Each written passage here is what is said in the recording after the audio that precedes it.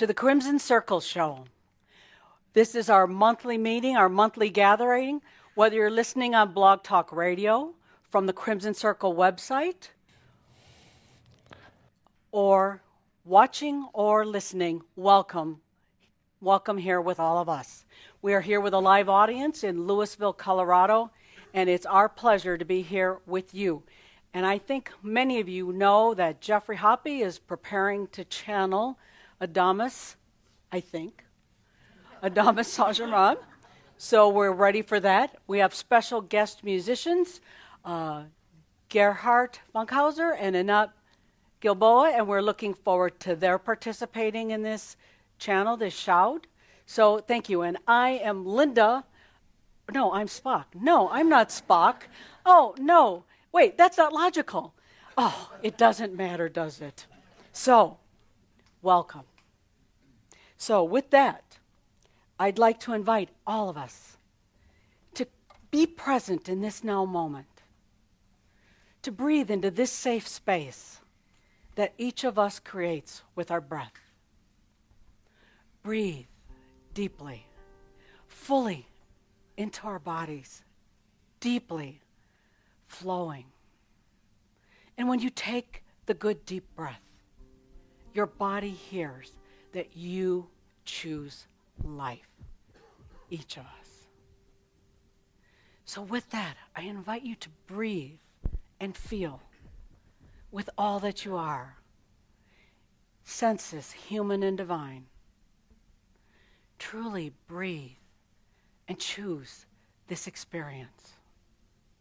And as you breathe, the music will play.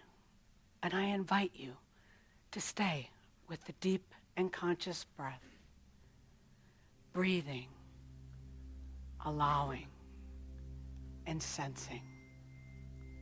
And as you breathe, invite Adamus Saint-Germain in close if you choose. Breathe. Breathe with all that you are. Breathe.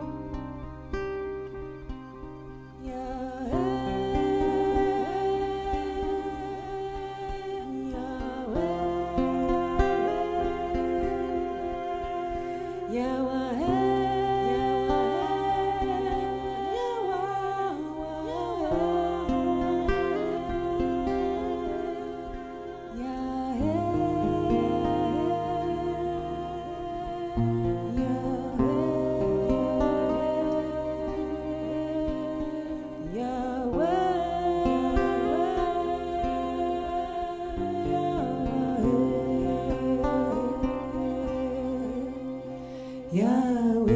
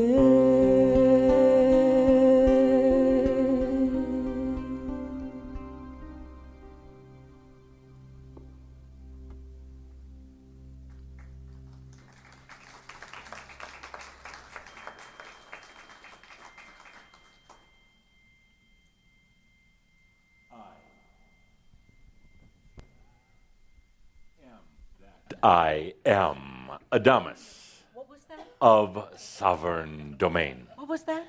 Welcome, dear friends. Welcome, welcome. Thank you for the beautiful music. Let's take a deep breath as we get started. What a group here. What a group there. Let's bring it all together, all of you out there, bringing it together with all of you here. And I'd like to open with a Chamber riddle. Yes, this is an easy one. Chamber riddle. But before the Chamber riddle, I have to ask probably a more pertinent question. Sandra, where is my coffee? As if almost on cue. And what a divine cup I'm being served in today. No more of these plastic cups, no more of these paper cups, but true elegance for a true master. So it should be. And as I heard said today, this is not Louisville, Colorado. Louisville. Like the kings, and Ville, like the homes. Yes. How fitting that we're here in Louisville. Yes, not Louisville. So a toast to each and every one of you. Yes, watching in, sitting here in person. And what have we here? Nothing Spock. special.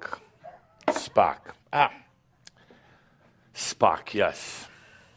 I have to take a moment here, Spock. Relax, Spock. Yes. That's not logical. Relax. So I hear tell that the one who acted as Spock, recently crossed over. And what do you think the essence of Spock experienced when this being crossed over, this being who had played the role, the being who got so caught up into the mind? What do you think Spock suddenly realized? He was God also. Hardly. Hardly. So when Spock, which is now part of consciousness, there is a being called Spock in the other realms, Not just the one who played Spock, this dear Leonard, but there is a Spock in the other realms now. And when Spock crossed over, it didn't make sense. It wasn't logical. This whole experience with crossing over, the whole experience with death, made no sense at all. And it threw the consciousness of dear Spock into a bit of a turmoil, and kind of thrown inside out, upside down. Didn't make sense. And as much as Spock tried to make logic of this thing of crossing over, it simply didn't. And as much as Spock tried to resist and tried to make sense and logic of it and tried to scorn this as being just a human experience of needless death, something did happen to Spock, portrayed by, of course, the actor, but something did happen. Spock realized that there is more than logic, much, much more than things that make sense. And particularly, Spock realized that Earth is by far the grandest of all planets, anywhere. Of course. And for all of his condescendence about Earth and the human journeys, things which, of course, he never truly understood, and for all his looking down at the humans, he suddenly realized that it will never make sense. He didn't look down, he just didn't understand. Same difference. He suddenly realized that ultimately there is no real logic in the universe. There also is no truth in the universe. He suddenly realized that there was something far, far grander.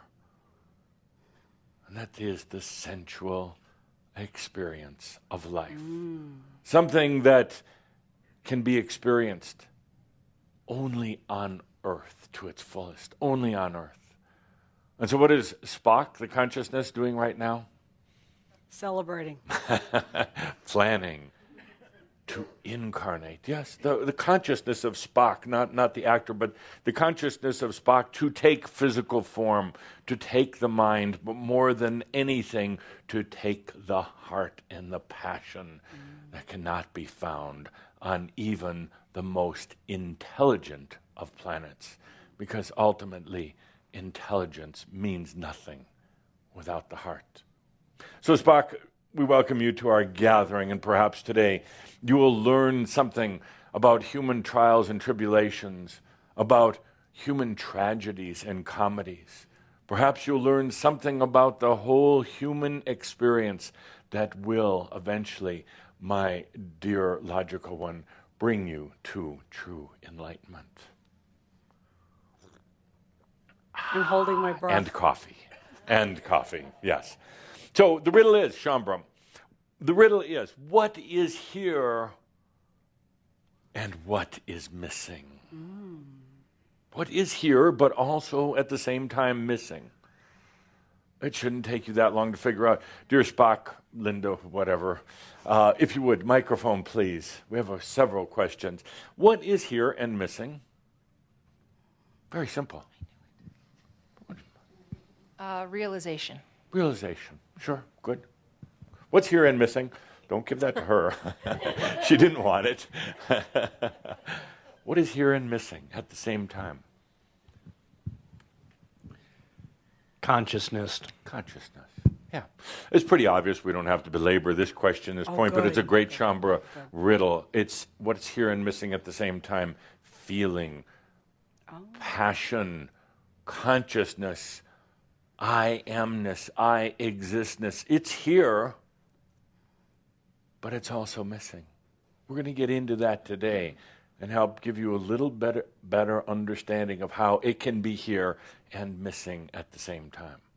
So let's take a good deep breath as we get into this day and our Shoud question of the day. Here we are, slightly over 2 months into this new year. Interesting year it will be, a year of a lot of different events. You don't have to be a master to realize that, but a lot of chaos, a lot of commotion. it'll be tiring for most humans. Very, very tiring. So many things changing on this planet. And just when you thought, how could anything change more? It's going to change more. Absolutely. So the question is, yeah, time to get excited. The question is, in these past month and 2 months and a week of time, what have your inner experiences been like? I want you to be aware. I want you to take a moment. Your inner experiences. Now, I don't want stories. I don't want a lot. I don't want any of that. I don't know. None of that. 10 words or less. And if you say, well, let's see, my inner experiences have been, you just used up most of your words, so let's cut to the chase, as they say. And the reason why I want to do this, because I want everyone here, whether you're sitting here in Louisville, whether you're watching in online, I want you to realize the similarities in what your experiences have been. Because there's a tendency to feel that you're alone, a tendency to feel that you're the only one going through these things. You're going through your own personal experiences, deep experiences, but there's also kindred spirits going through this with you. So, Linda, if you would, please, with a microphone, especially to the new ones. Yeah, break them in. Oh, new ones? Break them in. Summarize your inner experiences since the first of the year. Really personal, and that I already know. Well, personal experiences would be personal. that I already know. Good. That I already know. I feel like what I want to know is really fleeting. It comes in, and then I want it to be something else. But when I get at the end of the day, I knew it. Like, I already know. So good. Like, I don't know why I want it to be a different answer, but sure. And part of the reason for that, because others are starting to go timeless. And as you go timeless, it's a strange mixture of past and present, kind of past and future, passing each other, sometimes briefly stopping and briefly kind of making sense, or at least feeling settled in. But it's going to continue, that knowing, not knowing feeling. Can you be comfortable with that? Yeah, I can. Good.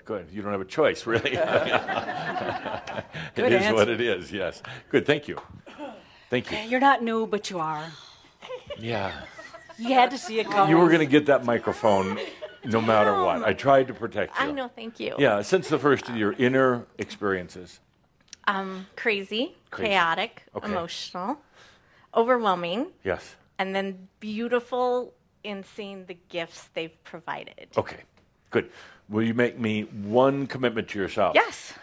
No more lessons. You don't need I all know, that craziness. right? Yeah, right. Right. Yes. Yes. Yes, I will. Yes. You don't need to have that craziness. And then especially, do not try to make sense out of the craziness. Spock did that. But do not try to make sense out of it. That's old. That's kind of awakening, even pre-awakening. That's kind of bordering on Machio. Try to say, well, here's what I was supposed to learn from that. Like that. No. Because you're going to get yourself into a pattern of more and more, well, I need more lessons, and you don't. Here's what's happening. Okay. Just as with the gentleman before you, the past and the future are going sideways now, and they're meeting each other, they're dancing with each other, they're spitting on each other, they're playing with each other, and it won't make sense, Spock. It won't make sense. That was in the mid-'60s. I don't see you exactly dressed for the 2015 right now. This doesn't look 2015? You just said it was mid-'60s. When Spock went by that. But that's a good point. I'm glad you bring it up. Isn't there still a lot of attachment to the old? I don't care whether it's with Jesus or Buddha or Spock. Not that they're in the same category necessarily. But Pretty much. Pretty much. But for her, yeah. Trekker Yeah, is a Jesus trekker. didn't rate quite so high. Spock's way up there.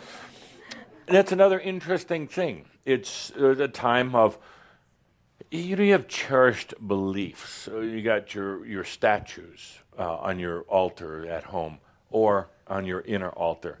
And almost afraid to let go. And yes, honoring, that's great. But you're going to find those attachments changing, and expect it, accept it, allow it. The things that you've held on to are going to change in their relevance and in your connection with them. They're not going to go away, but if you've had a deep connection to, well, me, even that's going to change. That's going to change. Okay, let's keep going. Experiences, inner experiences since first of the year. Huge, intense, multidimensional, and Yes. wonderful. Yeah, good. How about physical? Oh gosh. my body is going crazy. Yeah. But okay, not Why? crazy like okay. No, it is going crazy like. It's the same difference, body and mind, really, essentially the same. Yes. Okay, it's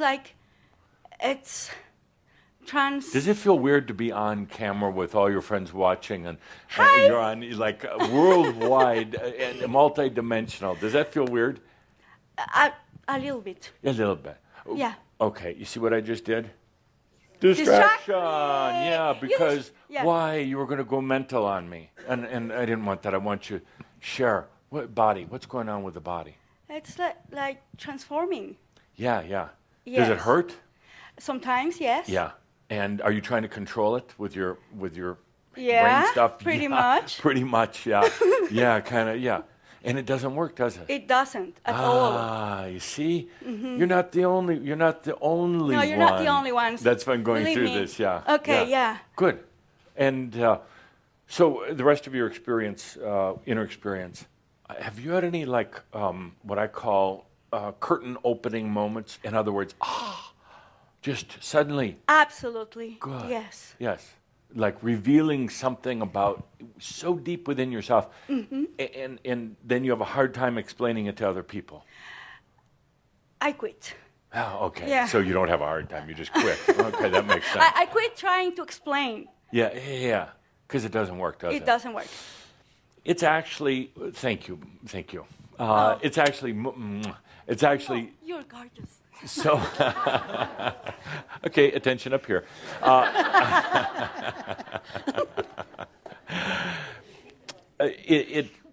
You've tried to explain to your friends, your family, even to others that kind of chambra, it doesn't really work. And in a way, that's good because for right now, I'd rather have you have that inner radiance, kind of keep it to yourself, feel it for yourself. The minute you start blurting it out, it mock you, and then it doesn't work so well, and you get tangled up in words, and then you get frustrated, and you feel like a fool, and then everybody's like looking at you like, okay, and then you're like, God, why do I do that? I just keep my mouth, we're going to a place where it is true charisma radiating from inside you, emanating from within you, rather than like that. Yeah. That's how you're going to hear yourself in the future. You're going to look back on yourself now and go, it was just going like that. Well, there was nothing coming out. And you're just going to stand there as the master that you are, or not. Like, even just like, yeah, but just in your charisma. Okay, that's where we're going. Thank you. Couple more. Inner experience.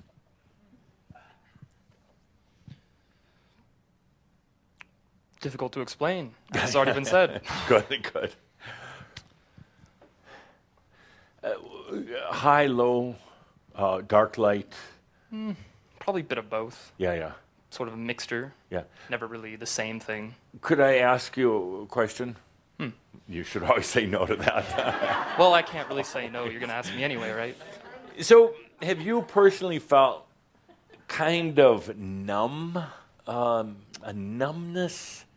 Yeah, I have from time to time. Yeah, and kind of wondering why. What is that? What is that? I'm brain numb and body numb and sensitivity feeling numb. Yeah. and at other times feeling so open that you wished you were numb. That too. That too.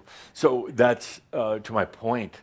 You got all this going on, and there is a time of numbness. Like there's certain days where you're just like, God, where is the anything? I just feel like a rock. And it's just, and I'm not getting excited about anything. I don't even want to think about sex or food or anything. And I just, that was funny, by the way. Oh, not with this group. Okay, now some of you are laughing online. This group, you tell a sex joke, huh? Oh yeah, I remember that was back in the '60s with Spock. With logical sex. Spock having sex.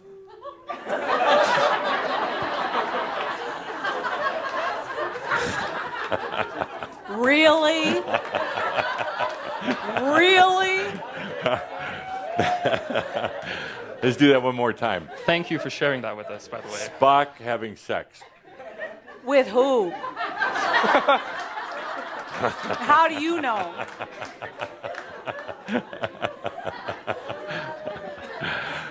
My dear, you are the one that dressed up. You're the one acting the part. It's I'm only sorry, I you being can the so straight man relate to being a to my Vulcan. mastery. Sorry. So, at times feeling really numb that you wouldn't even laugh at a good sex joke, much less a Spock joke. Other times feeling so raw. I mean, that everything, just the sound of a bee close by is disturbing. Even a butterfly close by is just too intense, colors intense and everything. What's happening with this?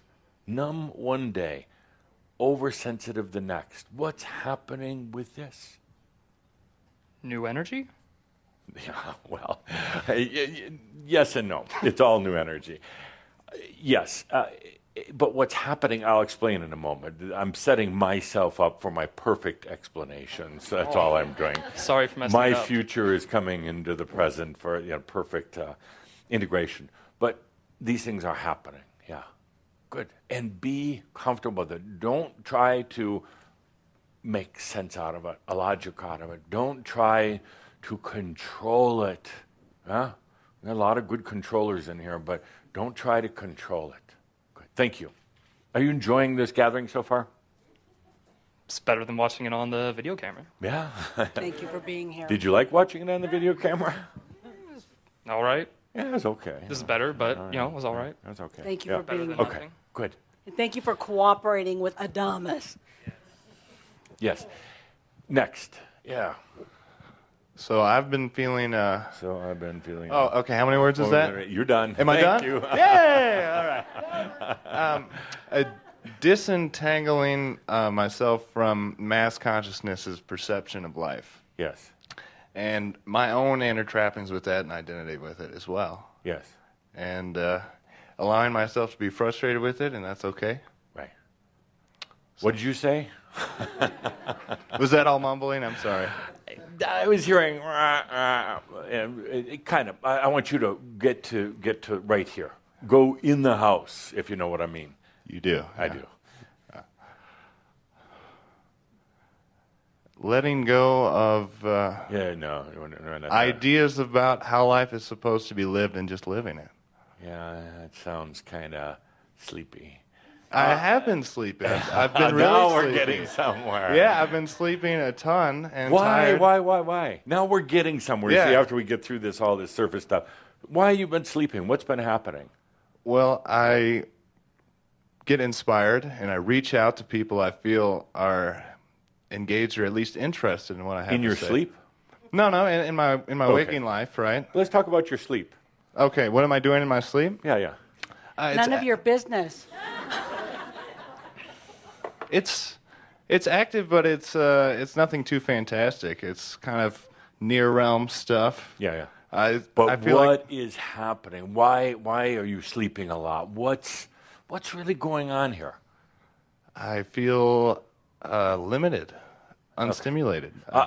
Could I give you my perspective on Well, it? you're going. I would like you to. Yeah. Where are you going? sleep, it doesn't really matter right now. Even dream states are going to be so different and sometimes just boring. So, a lot of times right now, old stuff is coming into your dream states, and a lot of times it's just like those dreams just go on and on and on and on and don't really make sense. And you'd like a good, sexy dream once in a while, but it's just not there. And the sleep is so important for all of you right now when it calls and changing sleep patterns. But you're going through intense changes.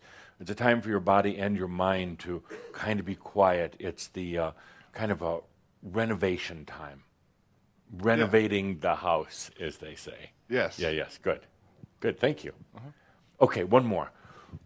What's been happening since the first Oh my year? God, she raised Inner her hand. feelings and perspectives. Yes. I have questions. So I've been on a spiritual journey. I know, we're not gonna count the things. Okay, I'm counting. For like 4 years, I Yes. changed my life. I stopped being a Christian, the best thing that's ever Oh, happened to me. no. Don't talk to my parents about it. Could I ask a question? How does one stop being a Christian? Are you Do you just sign a paper? I'm no longer a Christian? Well, it's a big deal. Right. I held on to it for another 10 or 15 years beyond. It's a huge deal Why? because that's how we grew up. Yeah. But to be a But- Christian in the first place, what did you have to do? Qualify. Believe in Christ and do all the things that Well, were believe in proper. Christ. I mean, what it's like, what's there not to believe in? Well, I don't mean, know. it was- I grew okay. up that way, and we were ingrained. It was hard to give up. So Yes, I've been on it this, is, by the I've way. been on this journey for 4 years, Yes. and Is this another Christian journey? no, I don't think so. But I feel like okay. So this is my Let's question. stop This right is my there. question. We'll get there. I have tried so hard to be divine inside, Yeah. and I'm in chronic pain. Sure. And I don't know if, why is it physically coming out that way? I'm trying to be so... You said it. You right before Why you said am you're in I- chronic pain. I am trying so hard. not to be in chronic pain. But I'm you are trying trying so hard to be so divine. hard for your divinity. It's nothing about trying hard, my Well, why dear. does it come out in pain? Because you're trying so hard, because you're still carrying around the old Christ. Get Jesus off the cross. Right. Yeah. And yourself. It hurts being up there. But it I really don't get why does. the I pain is tried it coming. one I'm time. trying, you would have thought years ago when I was living in this bondage Yes. of beliefs. Right. And, Stop right there. okay. Are you not now? I thought I wasn't. Well, I just some don't of get these the things pain. go so deep.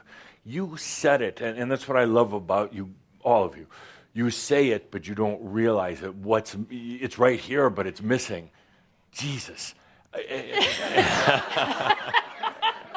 Not Jesus. You said it. It's right here, but you're missing it. I'm working so hard at my divinity. Why?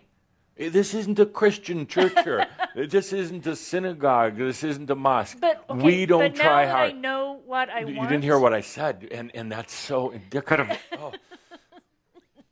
We don't work at it.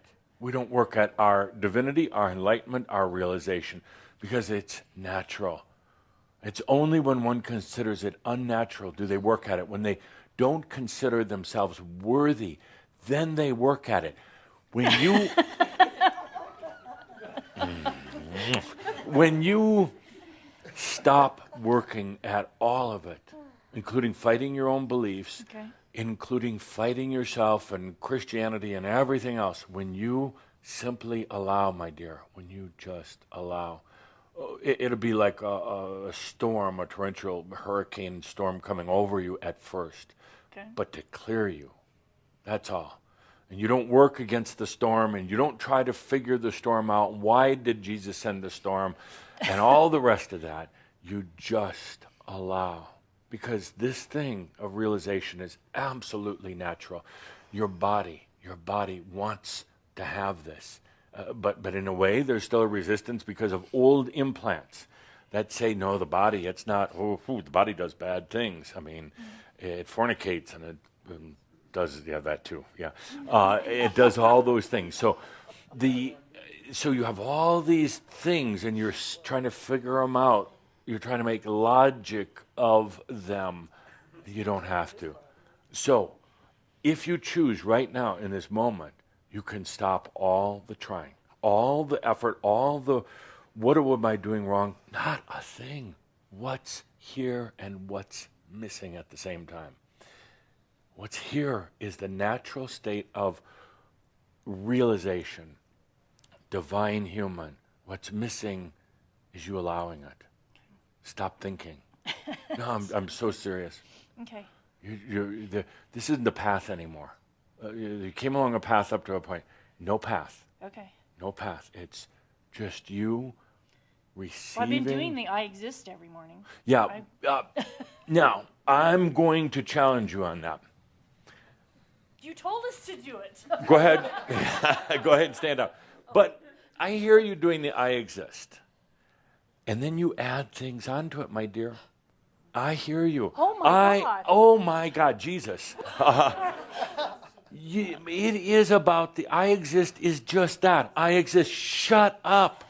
No more, I exist to be abundant. I exist because that's it. I exist. Wow. That's it. I exist. And until you feel that and you're having a absolute mental, physical, spiritual orgasm all over the place, you haven't gotten it yet. You're I exist because today's sunny. I exist because shut up. you know exactly what I mean. I add it to it every single day. Absolutely, and let's get I exist because I used to be a Christian and I still am. What? I exist. I listen sometimes. I scream. Don't do that. I exist. Okay? Okay. I exist. And until you absolutely, it shakes in your body and tremors in your mind and you feel it like an absolute sensual orgasm, stop all the other crap with it. It's I exist. I exist. It's too simple for you, maybe. What's here and what's missing? I exist. It's here. But you're missing it because you have to put all these things, other things on it. I exist. And then it becomes a feeling. It's not logical. Doesn't make sense in a very crazy world. But once you get it, once you feel it, that's it. You're home. One more. I do watch, by the way. I don't, not your private moments, but just, a few. And I have no means of recording, but I'm working on it. Okay. Spock orgasm. Okay. Yes. There were two tough months. 2 tough months? Yes. Why? For the body, coughing, yes. The nose, even the ears, the eyes, yes. The stomach. Let's stop right there. Something different. Yes. Like I cannot recognize the reaction of my body like before. Yeah. I don't want to know what's going on, though. Go ahead. Don't let me interrupt. Also, but I want to know what's... Yes. In the mind, also very much tension, and also the tendency in the relations with others to reject them. Could we really go right straight in here? Yes. Yeah, thank you. You should say no, but... Have you had some overwhelming fears, particularly in the last couple of months? Deep, deep fears, unexplainable. Oh, like not darkness, not like afraid of the dark kind of thing, but fears that you've never quite felt that deep before. Yes, it's true. Anybody else? Yes. Where does that come from? I mean, there's day-to-day fears. There's the thing, but you worry about money, you worry about your health, you worry about, your ex-wife and ex-husband, those type of things, or what you're going to do to your ex-wife and ex-husband. But I'm talking about a fear that's so different, so personal, and so overwhelming. And you wonder, where is that coming from? And there's almost a tendency then to shut yourself down, because you could manage the day-to-day crap fears, just the regular stuff that comes up, even your phobias. I'm not looking at anybody, but even your phobias and fears, you realize that was kind of manageable. But here, a fear that comes in that is so personal, you don't even know how to handle it. I was just taking a guess. Was like all the phobias and all the fears come together. Yes. And the mind tried to figure out what is about, but no chance. Yeah. Good. Could I give you a hug? Yes. No. I miss my old land. Thank you. Transylvania. Thank you. Oh, an amazing place. Amazing. Going through a lot of its own transformations. Thank you for being here. Thank you. You're going to bring something very, very special back with you. So, my friends, why do I ask these questions to the annoyance of some? Because I want you to feel, I want you to hear that what you think is just yours, others are going through. That should tell you something. That we're going through this changeover, makeover process. We're going into something, but it does have its challenges. It doesn't make sense. It's not logical. You want to fight it and control it. You want to work at it, but you can't. You shouldn't have to. First of all, you, the human, should not have to take responsibility for all this. Kind of like you didn't create it. No, you really didn't. In a very interesting way. You don't need to work at it. It is so natural. It's just there. And I see you, all of you, working away at it. And just take a deep breath. We're going to have a nice non-working mirab session in a little bit. But just take a deep breath. Enlightenment. I prefer the word now, realization, is a puzzle with only one piece.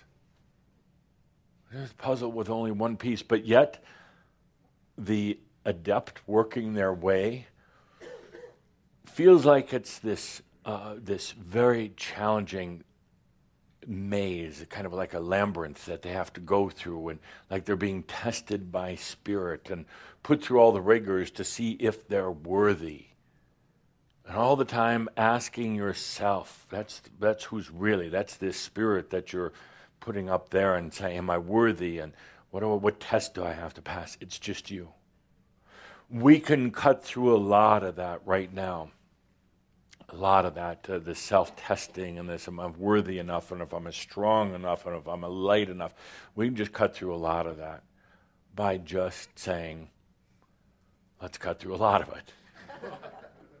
Like just placing our consciousness beyond that, beyond the old Christian Jesus or whatever you happen to have in your way, beyond having to prove yourself to yourself. Let's be done with that. You'll never get there. You absolutely will never get there. And knowing a lot, or all of the Ascended Masters as I do, they tried. They tried making sense out of it. They tried figuring it out. They tried testing themselves over and over and over again until they collapsed out of exhaustion or death or both, and realized all I had to do was put my consciousness in the realization, and then it was there. And it was there. And step out of the way, allow it to come. Yes, things will change in your life. Your body is going to hurt. I would go so far as to say that the time of the greatest body hurting is going to be kind of like right about now. We're just coming into the astrological, your body's going to hurt like hell cycle. And it's going to last probably till mid-late summer. Well, that's not so bad. Oh, piece of cake. And that's appropriate that your body's going to hurt because it's going through changes. Some of you have gotten very, very ill because your body's going through changes. It's not betraying you. It's not trying to tell you anything. It hurts more when you start worrying, what am I doing wrong? What lesson is there? And you start pulling up a lot of old beliefs and old junk. And your body's still going to go through the same basic transformation. It's just more resistance on it. And that's what you're feeling. Why all the pain? Because of all the resistance. It's pretty easy. So you take a deep breath and you just realize, this physical being that's been kind of the source of a lot of bad feelings, bad thoughts. You even consider it kind of a bad aspect, and you have kind of a strange relationship. Well, sure, it's going to be in some pain going into the integration because it's trying to shed all the stuff that has been placed on it. So your body's going to be in pain. Your mind's going to be in chaos. All this stuff is going to be going on. And that's okay. It's actually kind of cool. I'll show you in a minute. But this thing about enlightenment, it's really just a puzzle with one piece. It's not difficult to figure out unless you start trying to figure it out. Making logic, making sense, figuring out what the path is and putting all this other mental stuff. And I see all of you doing it nearly every day. That's when you take a deep breath. Whoa. This is a natural occurrence, the realization. It's going to happen. But the more you resist, the more you try to figure it out and do all sorts of strange ceremonies and other things around it, the more it's going to hurt. Where we are going, Shambhala, what we're going to be doing during, let's say, the rest of my stay, and stop predicting when I'm going to leave. It's a great Shambhala drama. How long is Adamus going to be here? Well, until we got about 5 that really have a realization. So where we're going to go, what we're going to be doing, kind of entering into our next phase, you could say. 3 things. And Spock, can you write Spock? Or do you just think and it shows up on the screen? Can it's you? Up to you. Okay. Dear Adamus, you are the one that tells us to dress up, play roles, and then you play with me like this? Yes, acting. Aren't you happy of all the attention? The bad attention is better than none playfulness. The playfulness. And you realize that next month, half of everybody here is going to come dressed up as somebody.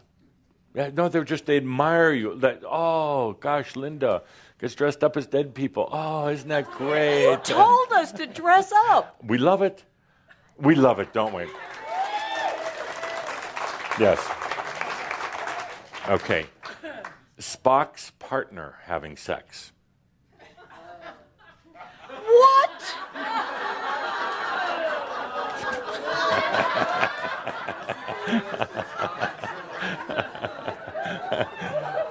No rest for the wicked.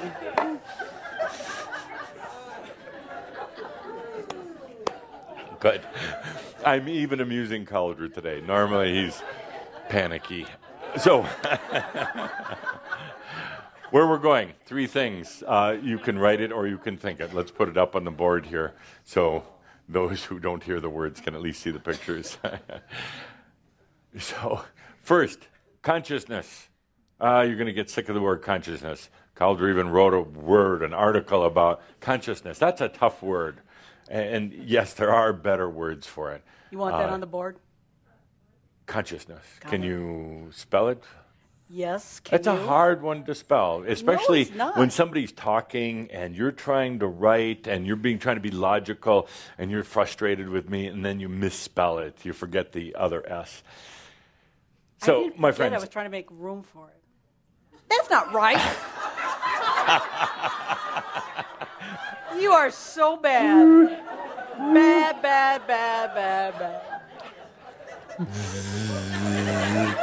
no logic, can't even spell. So, consciousness. You can go to the next page or erase or do whatever. Consciousness is going to be so important. Consciousness is simply awareness, realization, but at a level you can't have imagined before in your logical mind. Consciousness, the awareness that goes into every level, every realm, not just awareness of facts and figures. That is rather meaningless. Not just awareness that there's a person sitting next to you, that's obvious. But consciousness, awareness, that we'll get into in a moment, but of things so much richer and more fulfilling. So consciousness, awareness, it's the I exist. And I know some of you say, oh yeah, I get it, I exist. No, you don't get it, otherwise you wouldn't be saying it anymore. You would just be so radiant, charismatic. Logical. Yes. I exist is not a mantra to be said over and over to bore yourself. You bore yourself in other ways. You don't need another way to bore yourself. Sex. Chambre sex. That is not funny. That's not funny. You're naughty.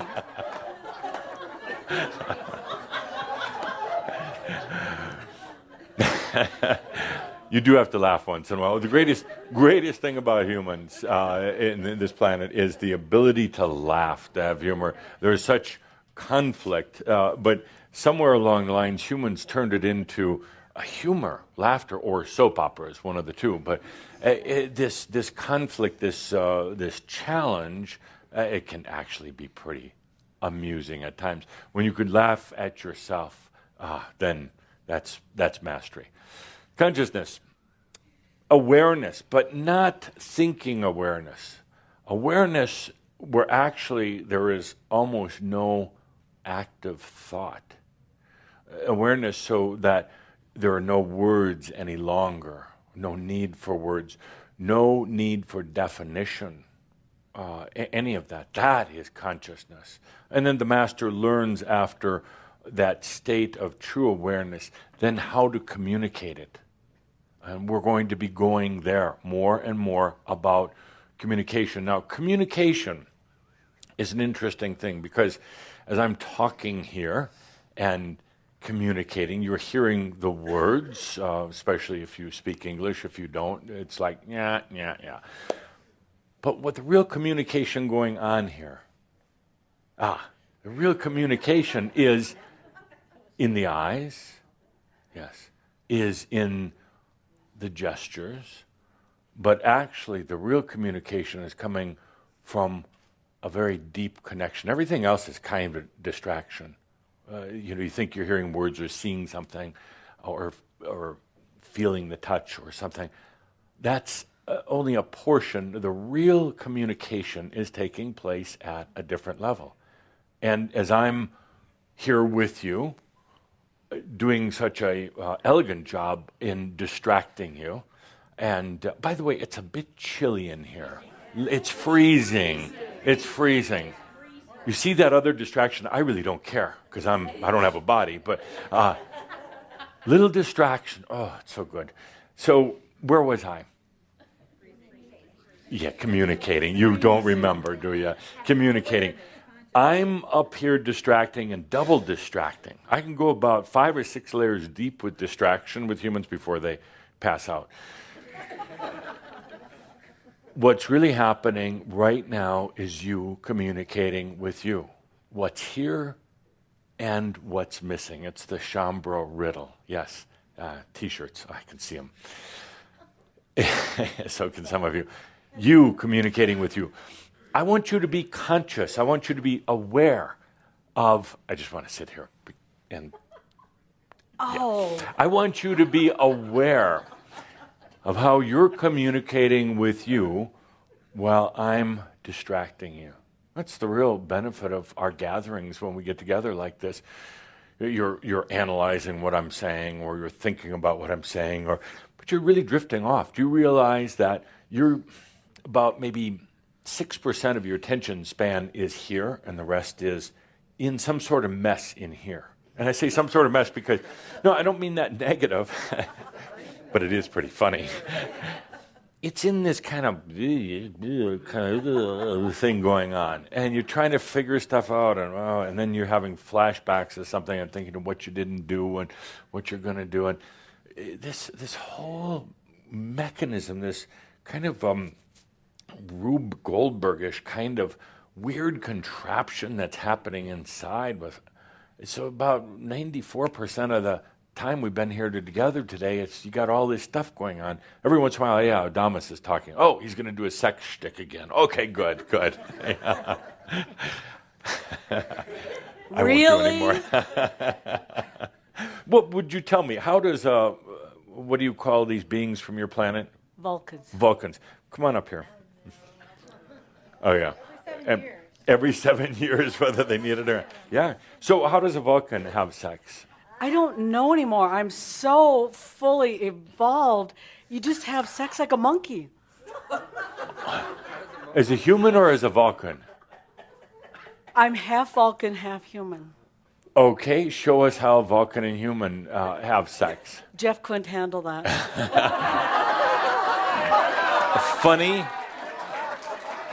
Funny, Jeff's not here right now. Oh, but he'd hear about it. I could make him forget You for couldn't handle it either. hundreds of years. You couldn't handle it either. Okay. How about like this? How about, no, come on. I'm gonna side shot. Yeah, that's how they have sex. How about just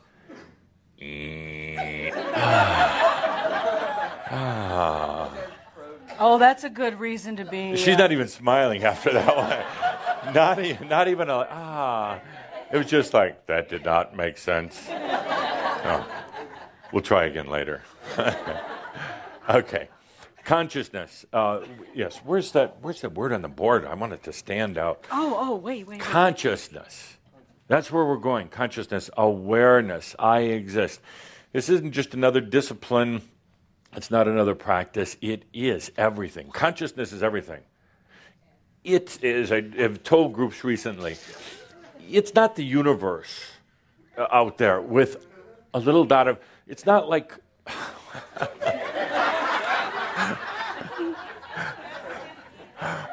I don't want to bring attention to her writing, but I'm going to pretend this screen is the universe.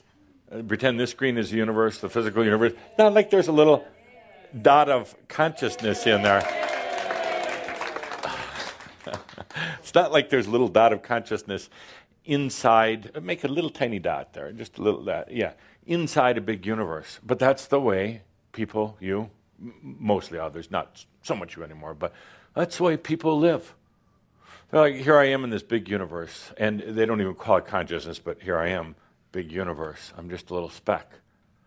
Do you realize that's the basis, the belief, that it's a bigger belief than Jesus, is just, I'm just this little thing happening inside a great big thing, and I don't know where I'm going to go with this, but we'll see where the thing wants to take me. That's kind of the consciousness of people. Are you warmer now? Yes. Are you too hot? No. Okay. Not yet. Yeah. Good. Let's flip that around. Consciousness is everything. And in that everything of consciousness, there's a little tiny spot called the universe. Yeah. And that big consciousness, I'm not talking about you and billions of other people and billions of alien beings and a few Vulcans and the rest of that. I'm talking about you. You're the whole screen. And inside that screen is a little bit of universe, but a lot of other things. What's here and what's also missing. Consciousness. Consciousness. And unfortunately, or perhaps fortunately, but unfortunately, you cannot think your way into consciousness. Do you know that? Well, you don't, because you've been trying. You cannot think your way into consciousness. It can only be experienced. So we're going to be going there, and we're going to be, as Caldor came up with one of his marketing things, it's going to be applied consciousness.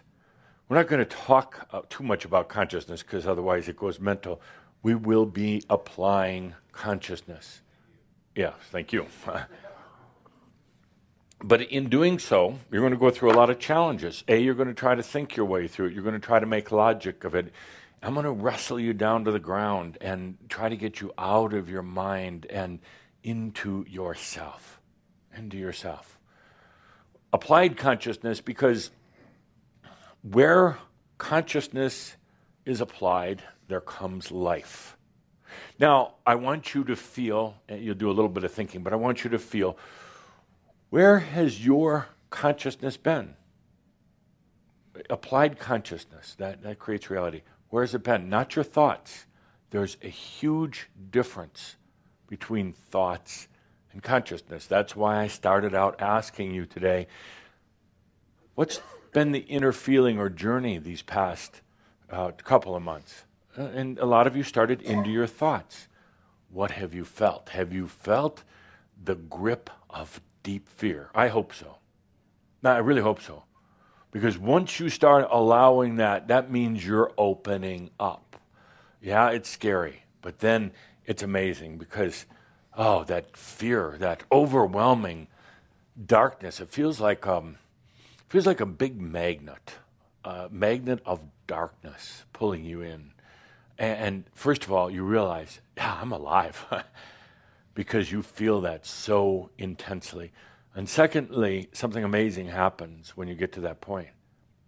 I'm just going to allow it because it is all mine. It is all mine. In other words, there's not some boogeyman, demons, devils, Satan, or anything else. Can you allow yourself? Can you be in such a place of grace? I don't care. That fear magnet can pull me right in because it's all mine. It's all just part of the act, part of the experience. We're going to be going into consciousness in a very applied, but a very non-mental way. Where you place consciousness is your reality. And I'm not talking about trivial things like making yourself 5 years younger or losing 10 pounds or any of that. That is child's play. Some of that is just deliberate distraction. Some of it's non-intentional distraction. It's child's play, as is the alchemy, the old consideration of alchemy that I'm going to turn stone into gold. I'm so glad that we learned that trick a long time ago, how to get rid of those who are not truly interested in realization. They're interested in just playing the human game, and that's all in rather a kind of a devious way. So we get rid of them with those distractions. We are going to go into applied consciousness, into whole new worlds. Second, and very important, and you may want some help with spelling this, perhaps a new page. I'm working on it. Don't work at it, just what? It keeps doing this weird thing. I'm coming. Next. So logical. One Vulcan is going to help the other Vulcan.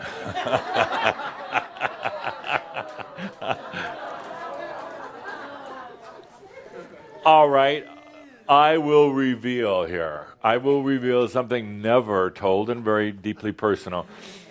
They knew each other in what you would call another planet, another place, an alien place. We're good buddies, good friends. They're both relatively new here to this planet and still kind of trying to figure out. So there's a bond, a kind of a Spock or spook bond going on. Am I right or what? Thank you, his wife says. Yes, damn it. And let's bring the temperature down just a little bit. Okay, now we're going to play temperature today. Okay, did you have to ask him how to spell the next word? Oh, we don't know the next word. The next word, very important. We've talked about it in Kihak, and it will become even more and more important part of your vocabulary and will allow you to have richness and joy in life. And, A-N-D. And. It's an A and D. And it's going to be so important in what we're doing because you're going to realize that your body can be in pain, and it's not. And you can be having other amazing experiences. You're not singular anymore. You can be logical and absolutely sensual. You can be in the grips of this magnetic fear and sitting beside a lake, watching the butterflies and singing songs and enjoying a bottle of wine. Now, humans are you getting bored? Hardly. Good. Humans. How about annoyed? Yeah, humans, and you know this about humans. Humans are singular. Are you annoyed and what else? Charmed. I see it. I absolutely see it, yes.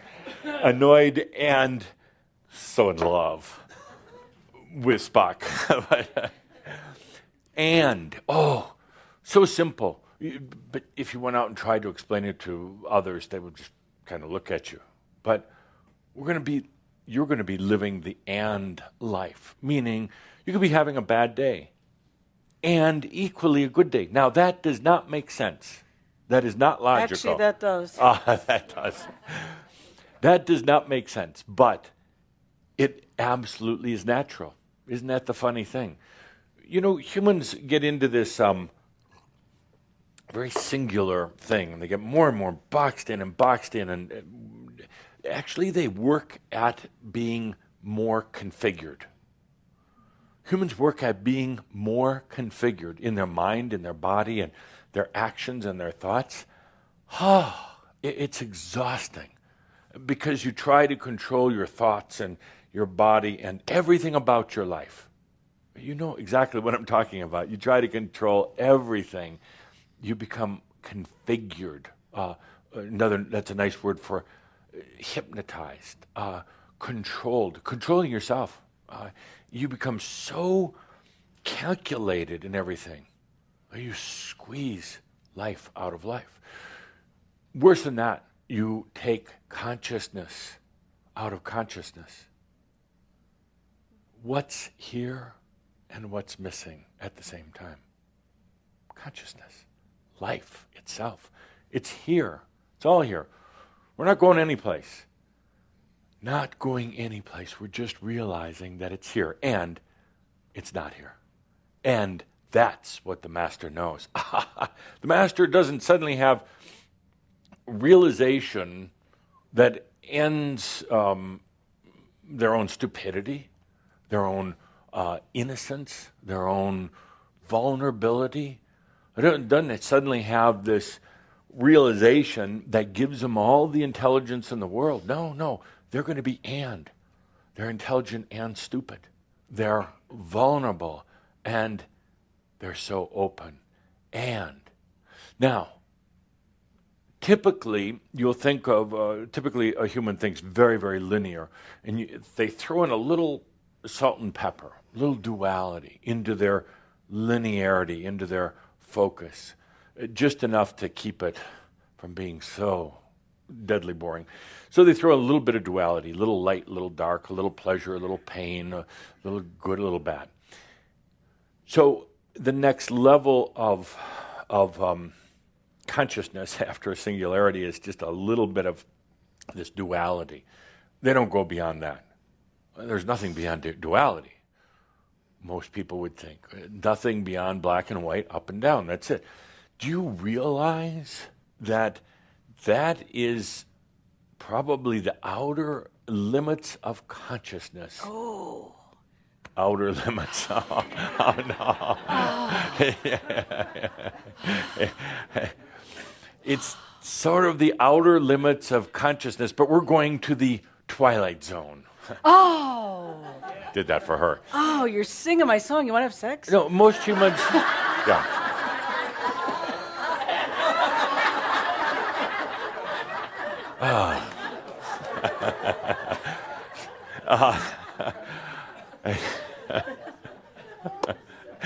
So, Shameless.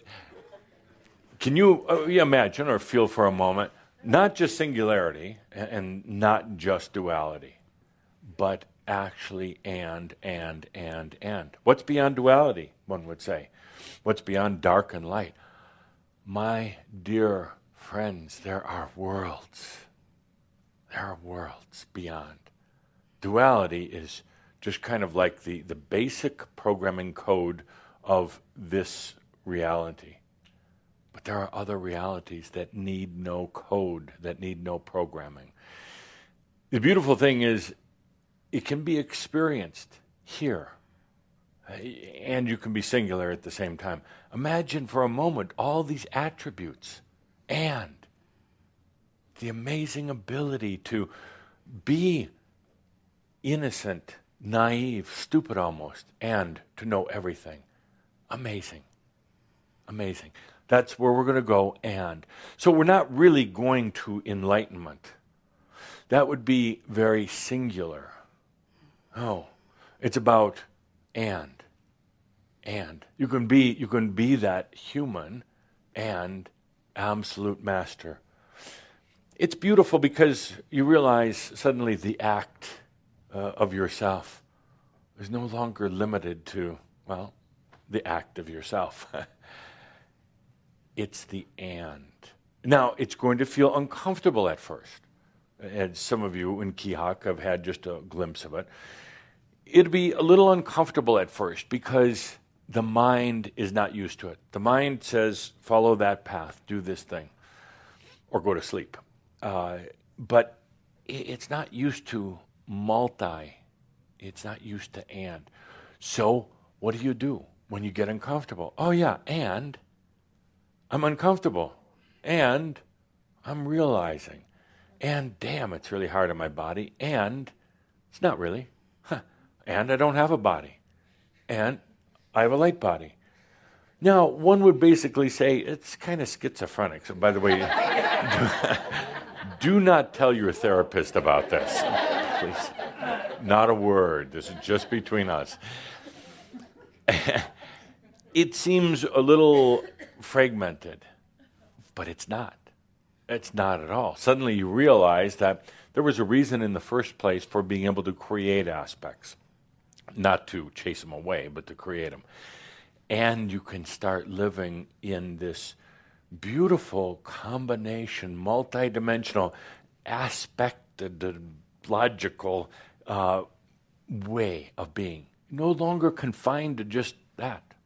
I mean, not that that's bad, and I do like your shirt, but, and it's multi-you.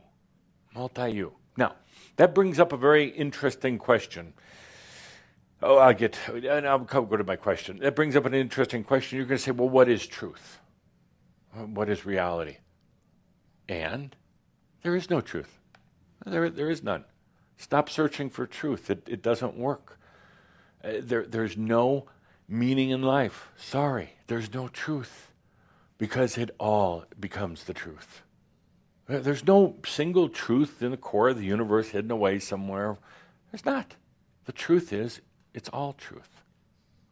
Now, if you want to really say, but where do I find my base, my balance? It's so chaotic, I have to find that comfortable place every once in a while. I exist. That's it. That's it. And the rest is and. We're going to be experiencing and. You will absolutely be uncomfortable, and you'll probably be a little upset with me, as happens from time to time. Because you can say, I didn't realize it was going to be so crazy. I'll tell you right now, it's going to be a little crazy. And fun. And so different in a lot of ways. And you could still show up as the average person at the supermarket, and They won't bother you. They probably won't even see you. You realize you can just be human. You could just still have fun at the human act, and at the same time, you'd be walking through the grocery store and the fruits and vegetables are talking to you. Oh, they already are. That's a different problem. But and you go through the grocery store and you can be hungry. You can be. I've seen a few of you eating at the grocery store, and I'm not talking from your samplers, but I'm talking just grabbing food and eating it. But you can go through the grocery. I saw, and you can go through the grocery store, and you can just eat energetically and be hungry at the same time. Now you would say, no, if I'm hungry, I have to satisfy. I have to eat. No, you can do both. Eating and being hungry is kind of an interesting cocktail because eating and still being hungry, you still have that sensual feeling. Okay, I'm getting off track. So, and third, very important here, in our work, our joy that we're going to be doing together, we have consciousness, we have and then finally, very important element is the synchronous, or syncing it all together, putting it together. Now, good analogy, good metaphor. Most of you now have a laptop and a desktop and a mobile phone and a tablet and all these different, and what other devices, GPSs and your watches and the new watches. You have all these devices. The hell of it is, they're not really in phase. They're not synced. Isn't that one of the big frustrations is syncing them? You said synchronous. That's not even a word. Maybe it is. N-O-U-S? Fine, whatever. Yes. So Spock is not always so logical. So my dear friends, synchronous. Now, using the analogy to all of your devices, they get out of sync, and then you get mad at them, and then you get mad at who manufactured them and who made the software. And it's like, Jesus, can't anybody? There we go with Jesus again. Can't anybody why do they use Jesus like that? Jesus. It's almost a curse word now. Jeez. And then they get dressed up and they come to our shouds as Jesus and Mary Magdalene. Jeez. And Master every month. Synchronous, bringing it together. Another word for it would be integration, but I kind of like synchronous. So here we have this situation with your mobile devices. They're all out of sync. The calendars don't work together, and your contact and your databases and everything else. Isn't it really just indicative of humans? It's really actually the simplest fix in the world. I'm surprised that they make such a big deal out of it. That they can't just figure it out like that. But they got all this software, and then you have to buy a synchronizing device to synchronize your other device, and that device doesn't sync very well with the others, and then you call for customer support, and they say, well, yes, you bought our synchronous device, but you need to get rid of all of your other devices. Then you're like, but I don't have any devices, and then they say, then you're in sync. Wow. Yeah, but I don't have my other devices. Well, what's more important, all your crap you carry around or being in sync? In sync with nothing, you'll say. I'd say, I don't have it. What's there to sync anymore? We solved your problem. Yes, yeah. And you can have your devices. You can have your crap, actually, in realization, in enlightenment. You can have your crap, and it can all be in sync or out of sync. It doesn't matter. It's where you're going to put your consciousness. None of it is what you call eternal or fixed, because you can be out of sync one day. Imagine being such the master, you don't care if you're out of sync.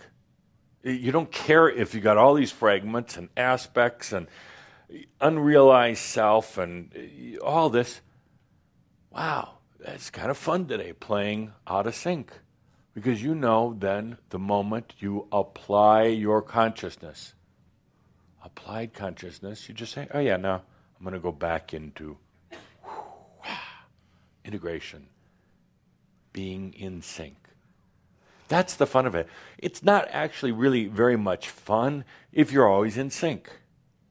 It's not. It's kind of boring. God, everything just works out.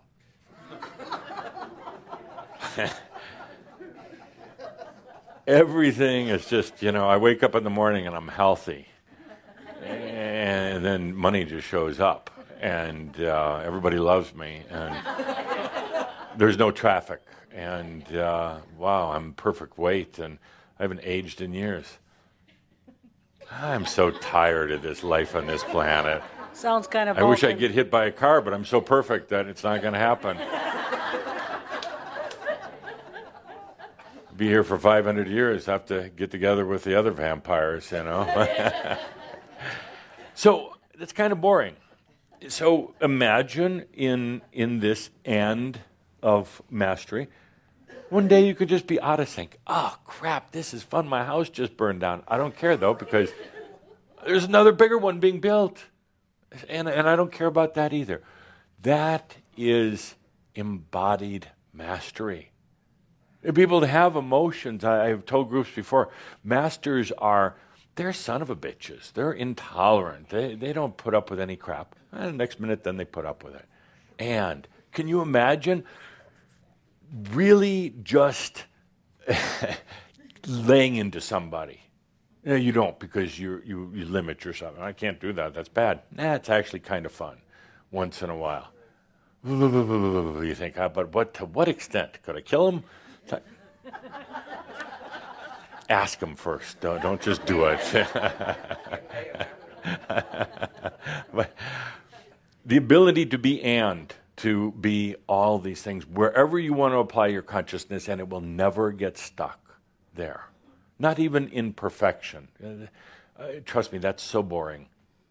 Have fun with it. And then you start gliding back and forth in time. You start traversing the dimensions. You start experiencing the and applied consciousness. And then after that, you start learning, it's not a good word yet, I'll make one up, but you start being able to split consciousness. So right now you think, okay, I'm going to put my consciousness here into being synchronized, and then here. Suddenly you're both at once. And then you're beyond synchronized. And it just keeps going on and on and on and on in the ability to be multi-consciousness, multi-awared. It's amazing, truly amazing. Let's take a deep breath. And you get there naturally. There's no work at it. There's no work. Unless you want to say allowing, that would be that's the only work you have to do. And allowing really isn't work, but to most people it seems like work. Because, they don't even want to allow. They just want, I'm just going to see what happens today. It's like, well, could you take a moment, wake up in the mornings, I exist, and then later on in a different sentence, I allow? I don't want to do that. Question. She's going to run the microphone. And would you take this in case you need to beam them up? Okay. Just in case. You get to that point of synchronizing, and then you just want to unsynchronize because it's so boring. Or do both at once. Can you imagine both at once? How can you be synchronized and unsynchronized at the same time? Why not? Yeah, why not? Why not? That's the question. There's no law of physics that would keep that from happening. None. There's no law of emotion or the mind that would keep that from happening. Nobody ever thought about it before. Yeah, it definitely gets boring. Hey, hang on a second. It definitely gets boring, and then you realize how much you like it. You're like, oh my God, I really like that. Well, yeah, that's a point. Yeah, it's pretty cool. Yeah, humans don't do so good without drama. It gets boring. Yeah. So they'll intentionally screw things up so they can rebuild it. Yeah, they do all the time. And there's nothing wrong with that until you get tired of that singularity, drama, drama, drama, drama. But in mastery, it's like, I'm going to have some drama and I'm going to be non-drama. It's the and. When you are so free that you can choose wherever you want to apply your consciousness, and multiple places at the same time, my friends, that is mastery, embodied mastery. So those are, you could say, the big categories of what we're going to be doing and experiencing and feeling. If you want to know, should I stick around for Crimson Circle, I've just given you the outline. And if it's not for you, that's fine. That's very, very fine. I'm going to throw in one note about Kihak. Caldra and Linda addressed it earlier. Kihak is, as the thing says now, applied consciousness. What I've asked the Kihak staff Kihak staff to do is to have Kihak now as still our spirit in motion. But we'll get together twice a month for experiences, discussions, well, not discussions, me talking, experiences, and delving deeper into each one of these things I just talked about. Kihak gives us the chance, it gives you a chance to make a commitment that we're going to work together, you and I, on a personal basis for a year. Yes, we do our group gatherings, but that's just the tip of the iceberg. When you become part of this, you're basically saying you're willing to have me around every day. Sounds good until after the second day.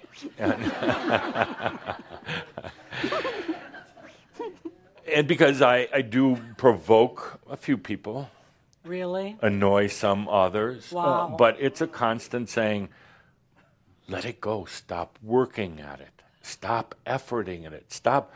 If you're in pain, there's a resistance. There's a reason you're resisting something. So shut up and take a deep breath and allow. It's that simple. And my job, I am the simplifier. I'm the head simplifier working with you, because you're going to get distracted. You're going to make it very difficult. You're going to bring in a lot of chaos. You're going to overwhelm yourself. And I'm going to come in with my simplifier stick. Looks kind of like this, but longer. And I'm going to help you to simplify. I'm going to say, you simplify, or we get one of these. So. Interesting. Yes, that's my simplifier. Could I have this forever? Thank you. So my dear friends, that's where we're going with Kihak. My point is that you don't have to join Kihak to be a good Shambra. Not at all. As a matter of fact, I really want you to question whether you should be part of it just because we're talking about it here. It has to be right for you. I want you to really feel into that. I would actually... Could I beam you out for a minute? I would actually discourage you from suddenly joining this Kihak group, because it is very, very intense, and it costs a lot of money, and it's a big commitment. So don't just jump into it. And the reason I would discourage you first before I would invite you, because if you just jump into it, that's here, I'm going to spend all this money and, I'm going to fix my life. No. You're not. If you're doing it for those reasons, it's going to hurt. It's going to be rough. It's going to be a rough year on you. If you're doing it because you truly feel that you're willing to go through a major renovation, change that at times will be very challenging, and then I'm going to come in and try to simplify for you, then do consider it, but feel into it, feel very deeply into it. It's a beautiful journey of a year with many others from around the world, but at times, not during our sessions, but at other times, it can be very, how would you say, dear Linda, a bit overwhelming. Yeah, good way of putting it. Thank you. Okay, next point. And we are going to do Mia Rob sooner or later. She's trying to bribe me with cookies. Now, I realize we're starting to run short of time, and we're not. Yeah, we're going to get this all done. Yeah, whether it's 10 minutes, 20 minutes, 30 minutes, doesn't matter. Next point. There are worlds around you right now. There are worlds around you. That's why I say what's here, but what's missing. There are worlds around you. magnificent worlds that you, not just butterflies and fairies and things like that, but worlds of sensual, creative experiences, and they're all around you. They're not there; they're right here. There are your multiple worlds, but there are others as well, indescribable in human words or to the human mind. But yet you don't see that. You say, but where are they? I don't see anything. I don't feel anything. Understanding that there are worlds around you is ultimately a matter of allowing. And in that going into those consciousnesses, you're going to feel at times like you're going to go crazy. And that's actually probably a good sign, because it's breaking down a lot of the old limitations, confinements.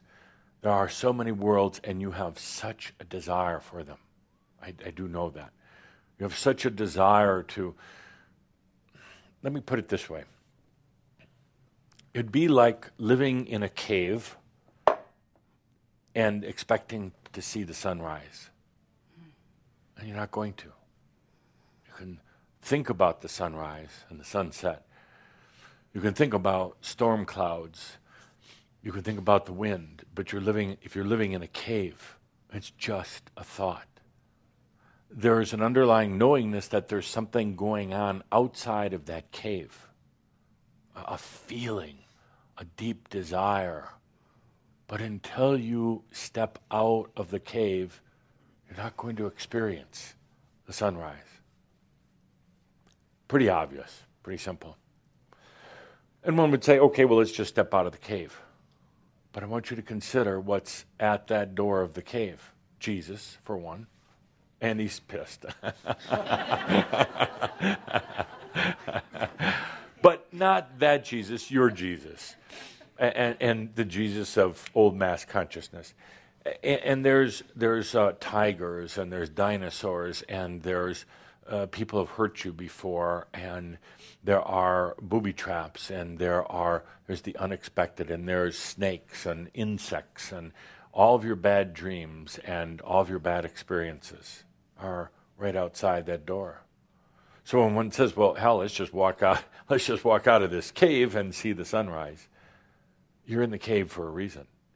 There is no door in that cave. You know that. But yet, there are many obstacles. So you stay in that cave and you talk about the sunrise. And you try to feel into it, but even after a while, even those feelings are gone. There's numbness. And then you try to make the cave better. You do a little painting on the walls, you sweep it out a little bit, you try to dig in a little deeper, make it a little more spacious in that cave. And you wonder all the time why you're just losing that passion of life. And you say, well, I'll never figure it out. So you go back to digging and cleaning, sprucing up the cave a little bit more, to the point you almost forget about the sunrise. Sunrise is there. We're going to walk right out of that cave. We're going to walk into Jesus and your demons and your bad dreams and all the people who hurt you.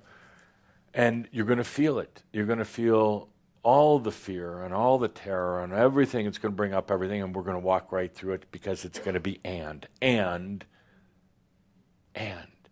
I'm going to see the sunrise. See all of you back in the cave. Hey, there's no door, by the way. Hey, there's no door. And they're all standing back in there. No, he's crazy. She's crazy. No, going to see the sunrise. There are worlds around you right now, but when you live in that cave and when you're afraid to step out of it, afraid of being crazy, afraid of your phobias, afraid of your addictions, afraid of yourself, you can stand right at that doorway, at that entrance to the cave. You can stand right there and not cross over. I'm going to provoke you and annoy you and anything else I can, entertain you, whatever it takes to have you say, it doesn't matter anymore. I don't care if I go crazy. I don't care if my body goes to hell. I don't care if I lose.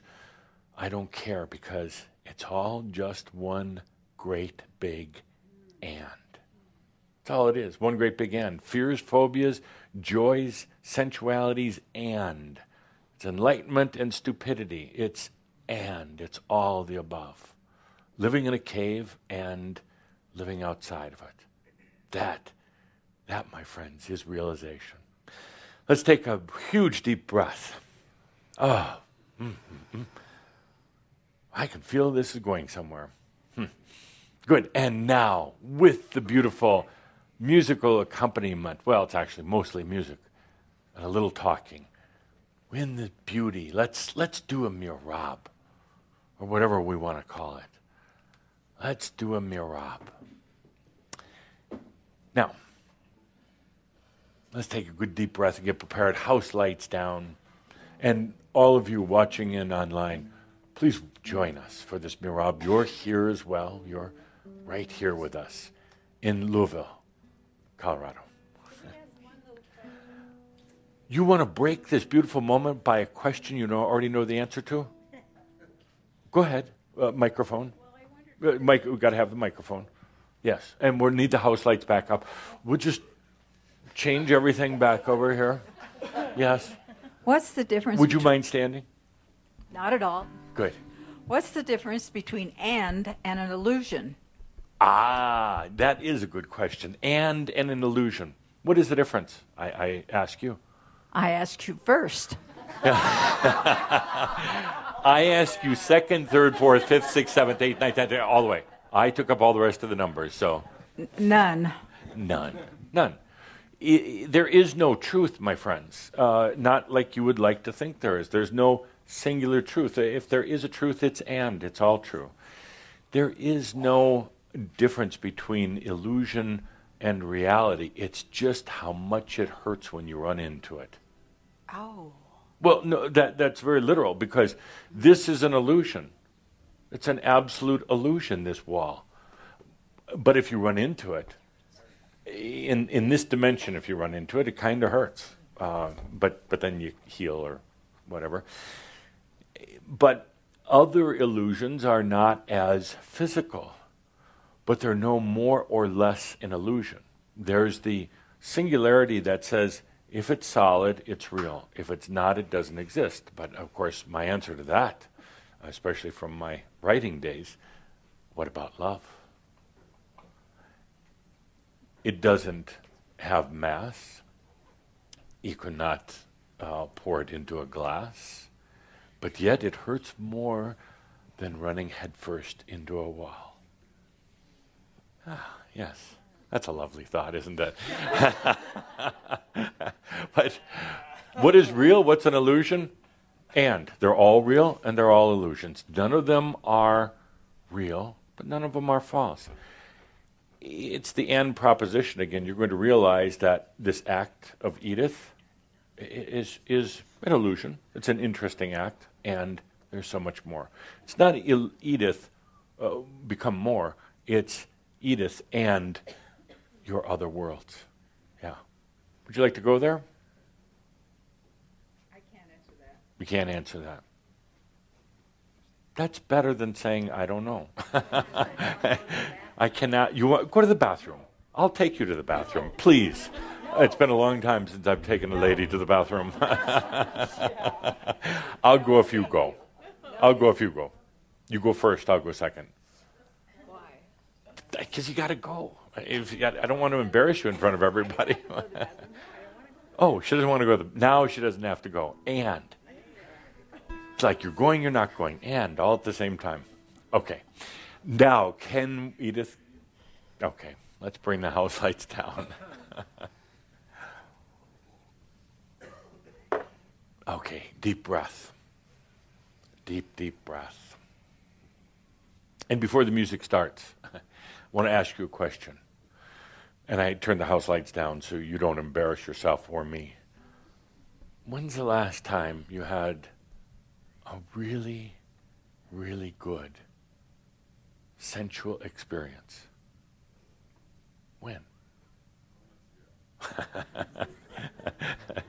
The one in the back of the room without pants on. It says moments ago.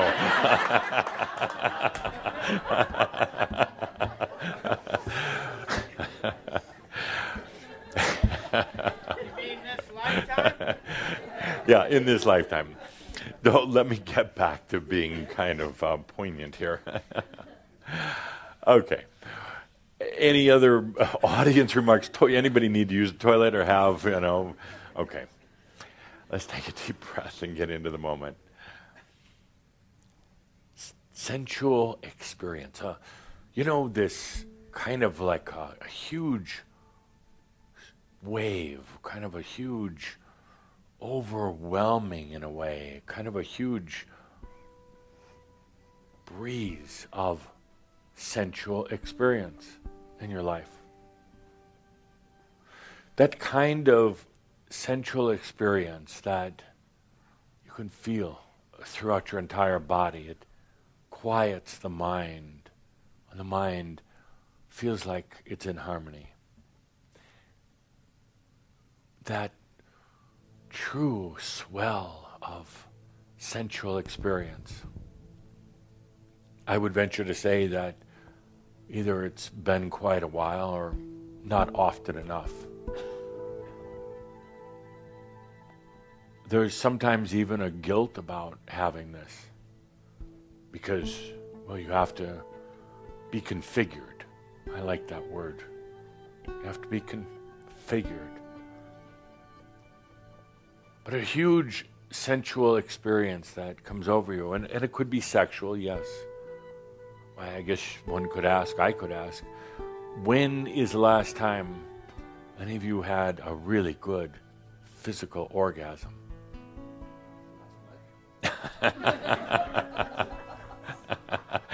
Okay, stop the music, turn up the lights, and let's talk about this. Kidding. Okay. And before that, my friend?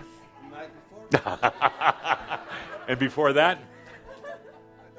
She's smiling. She's smiling. Good. Good on you. Good on you. Not often enough, I would say, whether it was last night or whatever, not often enough. And to continue with that line of questioning, when's the last time you had a good mental orgasm? Wait, you're just finding out now you can have a mental orgasm? How come nobody told you about this? What? Yeah, mental orgasm. It's not when you put everything together and make sense out of everything. It's when it doesn't matter. That's a good mental, sensual orgasm. Feeling so comfortable that you could say, it doesn't matter.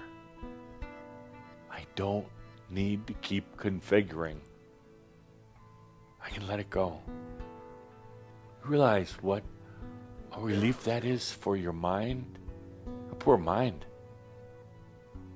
When you say, I don't have to figure all this out, I never will. It's not written into the agreement, it's not part of the contract. I don't have to figure it out. And it's never going to be logical. It will never make sense. Ever, ever. Masters have all discovered that. Oh, they've worked so hard at, philosophers, trying to make sense out of the thing. And it doesn't. And when you can and that, and's going to become a verb here. When you can and that, it doesn't have to make sense. It doesn't even matter. When you start to get mind orgasms. Orgasm is a release from configuration, a release from the norm. Sometimes it's so powerful because things have been pent up inside. The release is huge, huge. to use Linda's word. When's the last time you had an orgasm of the Spirit?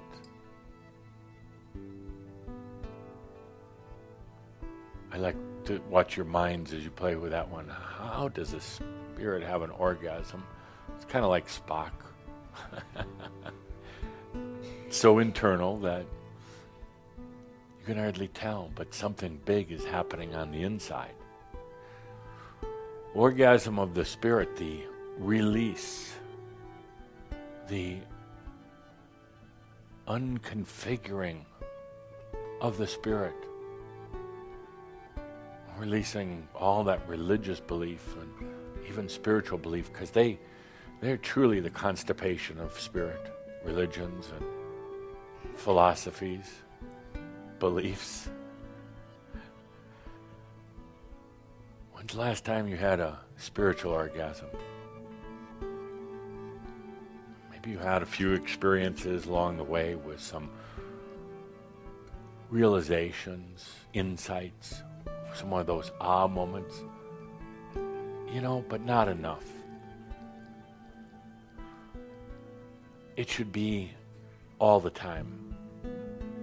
Physical, mental, spiritual, orgasm of the body of consciousness, meaning the complete releasing, opening, freeing, joy pouring out. When's the last time you had one of those big sensual waves of just knowingness? Not mental, not trying to figure it out, but just allowing the knowingness to the point where it nearly knocked you off your feet. Not often enough. You deserve it.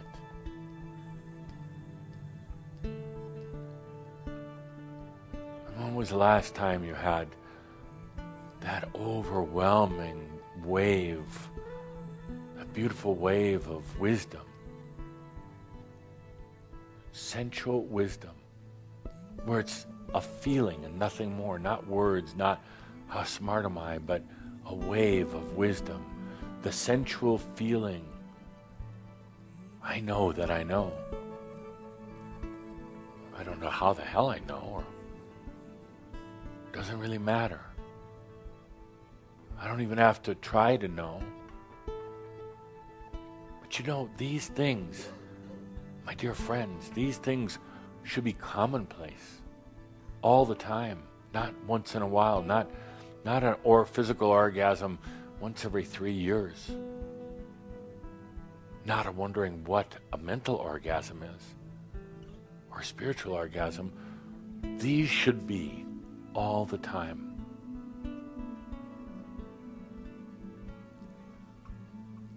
I know you can feel it. I know you desire it. Can you allow it? It has nothing to do with, I'm too busy or I'm taking care of others. No, those are excuses. It's Makyo. All excuses for not giving yourself something I think you deserve.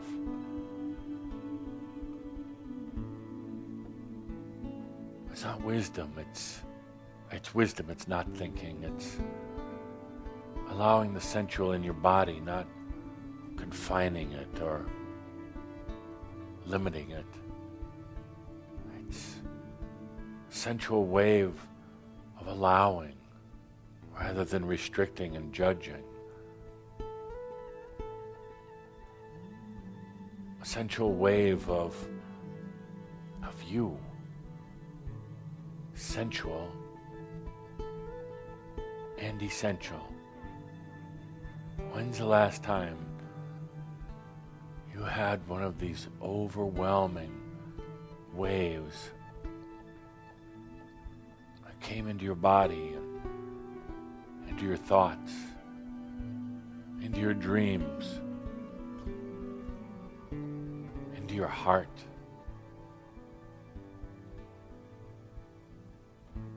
This is what should be natural. This is what should be flowing. And this is what you can allow.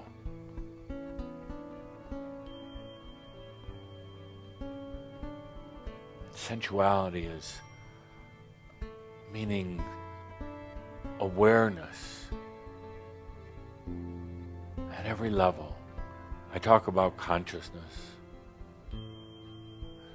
Consciousness is awareness, but sensuality is when that awareness is, you could say, applied and experienced. Sensuality is,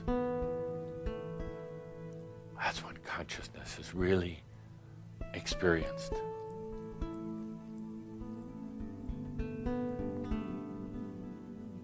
You can't make this sensual orgasm. You can't command it, demand it, make it that it's here. You can allow it.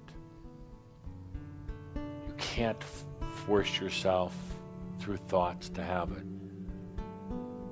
But you can open up and allow it, receive it. So let's do that right now. We're not trying to configure sensuality here. Just allowing it. Take a good deep breath. As the music plays, free yourself. Just free yourself.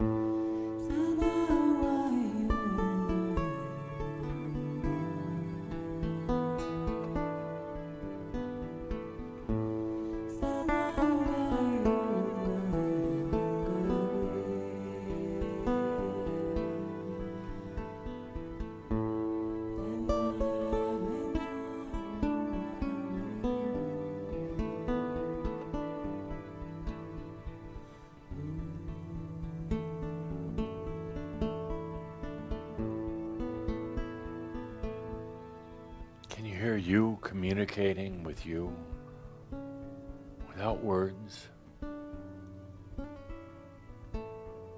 just with that sensuality.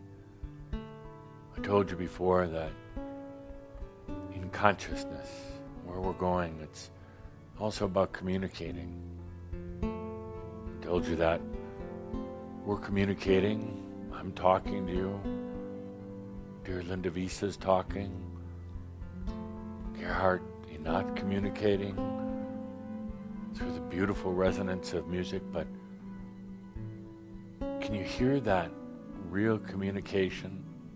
I'm not talking about from your head thoughts to you, but from you to you. That's sensual. That is very sensual.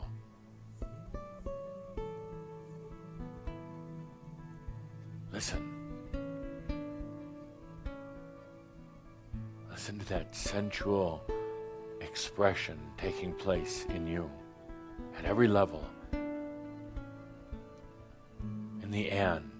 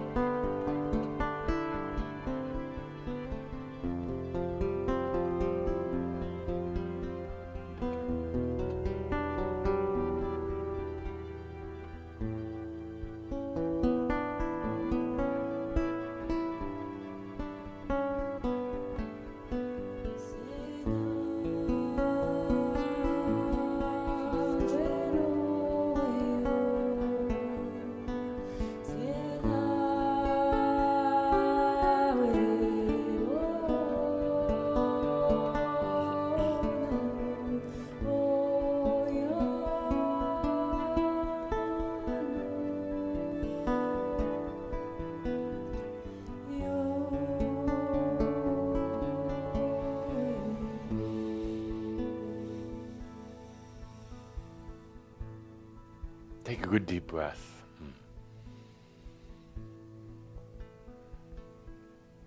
How long's it been since you had that deeply, deeply personal wave of inner sensual experience? In the body, in the mind, in the spirit, in the I am. Probably too long. When I asked you earlier what it's been like for the last 2 months this year, I'd venture to say that probably maybe kind of like the last year or 5 years in a way. Just not enough of that true sensuality, feeling, awareness in the intimate levels, creativity, wisdom, I amness. Let's take a good deep breath. What a day it's been. What a day it's been. Very special thanks to Master G and to Inat.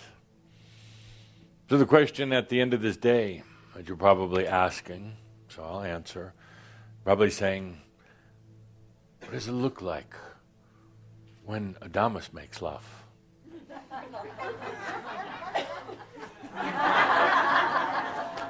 With that, my dear friends, remember all is well in all of creation. Thank you. Blessings to all of you.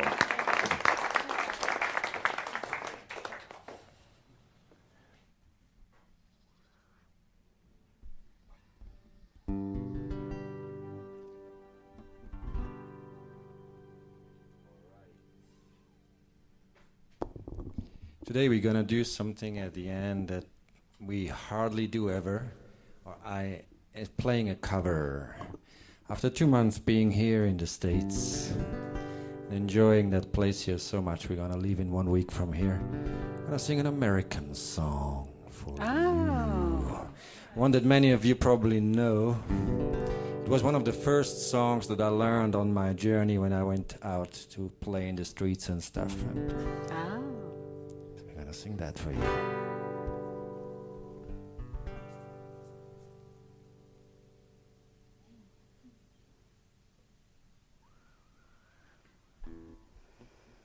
Long, long time ago, I can still remember how that music used to make me smile. And I knew if I had the chance that I could make those people dance, and maybe they'll be happy for a while. But February made me shiver with every paper I delivered. Bad news on the doorstep, I couldn't take one more step. I can't remember if I cried when I read about those widowed bride. Something touched me deep inside the day the music died. So bye, bye, Miss American Pie. Drove my Chevy to the levee, but the levee was dry. Old boys drinking whiskey rye, singing this will be the day that I die. This will be the day that I die. Did you read the book of love? And do you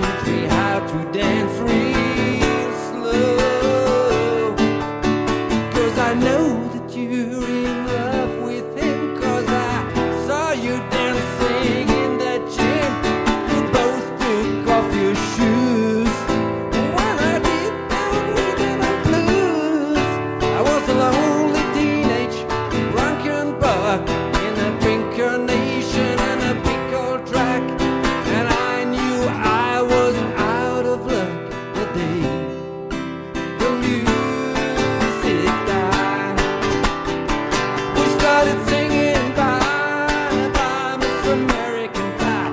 Drove my Chevy to the levee, but the levee was dry. Little old boys drinking whiskey and rye, singing this will be the day that I die. This will be the day that I die. Now for 10 years we've been on our own. Moss grows right on a rolling stone. That's not how it used to be. When the jesters sing for the king and queen in a rope he borrowed from Jane Steen, and the voice came from her and me. And while the king was looking down, the jesters stole a thorny crown. The courtroom was adjourned. The verdict was returned, and while Lanning read a book on Marx, the quarters practice in the park, and we sang dirges in the dark. The day the music died, we started singing bye, bye, Miss American Pie. Drove my Chevy to the levee, but the levee was dry. Oh, good old boys drinking whiskey and rye, singing this will be the day that I die.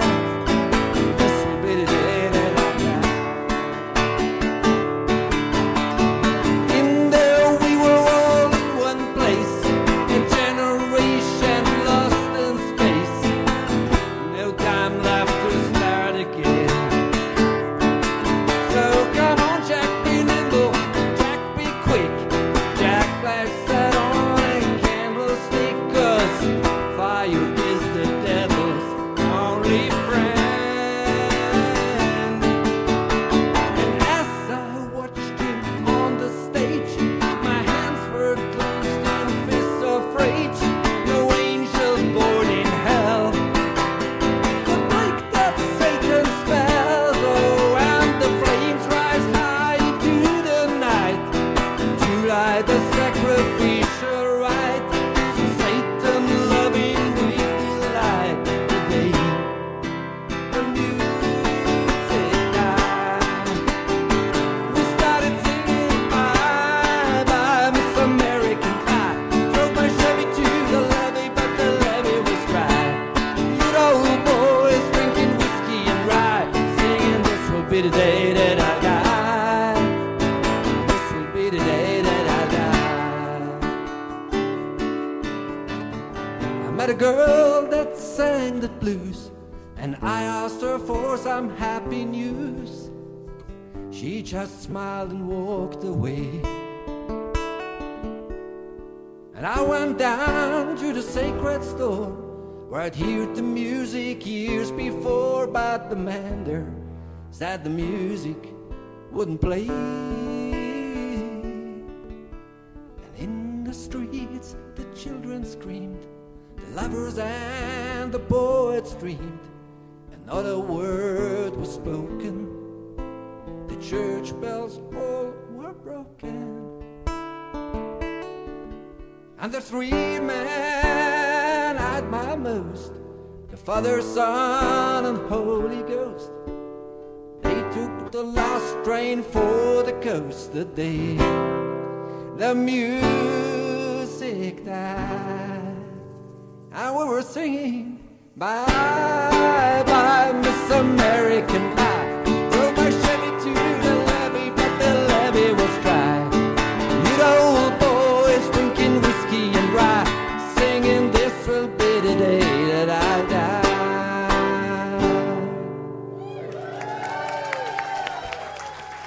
Thank you. Thank you to Gerhard and Anat, Oriam. Thank you. Thank you also to Jeffrey Hoppy, channeling, Adamas. Thank you. Thank you for all of you listening in and those present in the studio. We'll. Oh, my pleasure, my pleasure. We'll be back here, I believe, in exactly 5 weeks. So see you then, whether you're listening Blog Talk Radio, Crimson Circle Network, crimsoncircle.com, or watching on crimsoncircle.com. Have a great and wonderful month integrating all this incredible over-the-top material. Thank you. Thank you. Thank you.